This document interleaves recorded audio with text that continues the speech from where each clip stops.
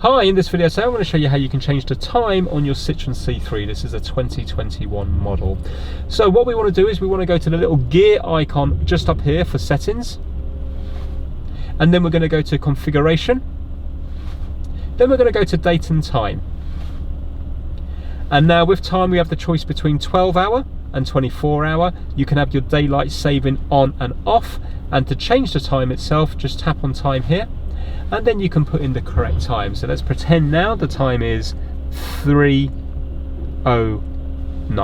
and then just go to OK, and now you can see it's updated there. If you want to do the date, just tap the date, and then you can choose which format you want, day, month, year, or month, day, year, etc. And then you just tap here, and then you will scroll through to the correct date and the correct year. And then that's it. That is now the date updated, and you can see it's updated here. And then you can just go back and you can see now that the time has been updated. Thanks for watching.